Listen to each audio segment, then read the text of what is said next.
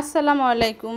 কেমন আছেন সবাই? আশা করি ভালো আছেন। আজকে কি এমন রান্না করলাম তাই খাইয়ে স্বামীর দাঁত ভাঙ্গে গেল, সেই গল্পই আজকে বলবো আপনাদের।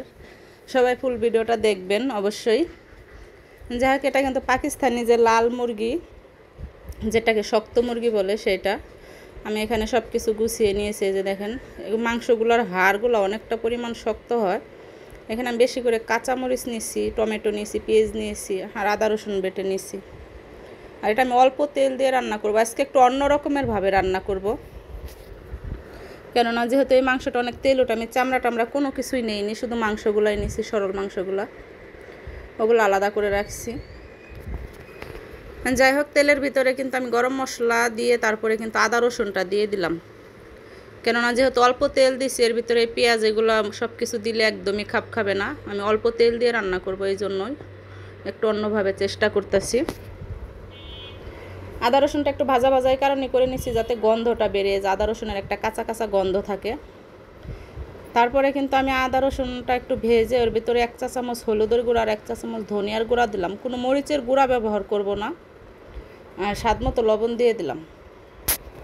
তারপরে একটু পানি দিয়ে সুন্দর করে নাড়াচাড়া করে কষিয়ে নেব।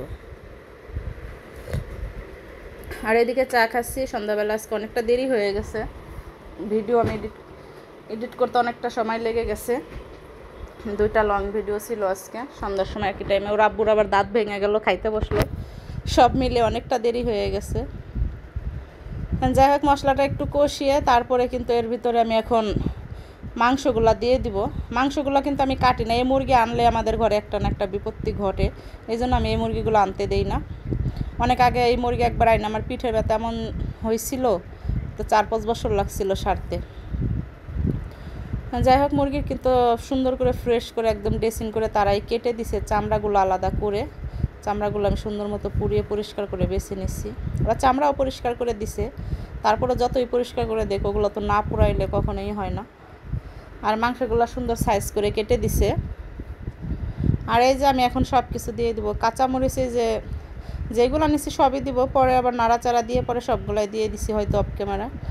আর পেঁয়াজ দিয়ে দিলাম, বেশি করে চেরি যে টমেটোগুলো সেগুলো দিয়ে দিলাম। মাংস রান্না করতে গেলে একটু টমেটো দিবেন, দেখবেন ঝোলটাও ঘন হবে, বেশি পেঁয়াজও লাগবে না, আবার পুষ্টিও হবে, খেতেও ভালো লাগবে সব কিছু মিলিয়ে। যাই হোক, আমি কিন্তু এখন নাড়াচাড়া করে সুন্দর করে মশলার সাথে সব কিছু মিশিয়ে দিব, দিয়ে হালকা একটু পানি দিয়ে ঢাকনা দিয়ে ঢেকে থুয়ে যাব একদম আধা ঘন্টার জন্য। আইসা দেখি ও মাগো, 1 পাতিল পানি উঠে গেছে। যাই হোক, আমি নাড়াচাড়া করে দিতেছি। আর কাঁচামরিচের ঝাল দিয়ে মাংস রান্না একটু মজাই লাগে। হয়তো কালারটা দেখতে একটু হালকা লাগে, কিন্তু খেতে অনেক মজা লাগে। আর মরিচের গুঁড়াটা দিলে একটু কি কালারটা অনেকটা সুন্দর আসে, কিন্তু মরিচের গুঁড়াটা আমাদের ঘরে একটু কম খাওয়া হয়। ঝাল অনেকটা খাই, কিন্তু কাঁচা ঝালটাই খাওয়া হয় বেশি। তো এই জন্য ভাবলাম যে আজকের এই মাংসটা আমি কাঁচা ঝাল দিয়ে রান্না করব। তারপরে যে ময় মশলা যখন একদম মজে গেছে, তখন আমি এর ভিতরে এখন কি করব, আলু দিব। আলু খাওয়ার জন্য তো আছেই আমাদের ছোটো নবাব, সে মাংস একদমই খাইল না, সেই মুরগি একদমই খেতে চায় না। ওর আব্বুই একটু পছন্দ করে এই মুরগিগুলা। আমার ফার্মে মুরগি ভালো লাগে না, ছেলে অনেক পছন্দ করে। তারপর আলু দিয়ে সুন্দর করে কষিয়ে নিলাম। যাই হোক, কষাইতে কষাইতে আমি এটার ভিতরে এখন ঝোলের পানি দিয়ে দিব। আর এই মুরগি খাইতে গিয়ে ওর আব্বু হাড্ডি ইচ্ছা করে খেতে গেছিলো। বাম সাইডের একটা উপরের দাঁত, যে এই সাইডে যে সামনের যে দাঁত থাকে 2টা, সামনের 2টার দাঁতের পাশের দাঁতটা ভেঙে গেছে, দাঁত একদমই লড়তাছে। এখন কি হবে জানি না। ওরে কে বলছে হাড্ডি চিবাইয়ে খাইতে? আমি মারি দাঁত আস্তে আস্তে এটা চিবাইয়ে খাইছি। যাই হোক, এই যে ঝোলটা কমে আসছে যখন, তখন দেখেন তাও কিন্তু কতটা পরিমাণ তেল উঠে গেছে। এই মাংস তেমনি অনেকটা পরিমাণ তেল উঠে, বেশি তেলাক্ত হইলে মাংসটা ভালো লাগে না, এই জন্য আমি অল্প তেলে রান্না করলাম। আর যারা আমার ভিডিও দেখেন, যদি ভালো লাগে লাইক কমেন্ট করবেন, খারাপ লাগলে স্কিপ করে চলে যাবেন, কোনো সমস্যা নেই। আর কেউ ইউটিউব থেকে দেখলে অবশ্যই আমার চ্যানেলটা সাবস্ক্রাইব করে রাখবেন। তো আমি এই পর্যায়ে এসে একটু গরম মশলার গুঁড়িটা দিয়ে দিব। এটা দিলে ফ্লেভারটা আর অনেক সুন্দর লাগে, খেতেও ভালো লাগে। দিয়ে কিন্তু আমি চুলাটা একটু কমিয়ে আরও আধা ঘন্টা 40 মিনিট রান্না করব।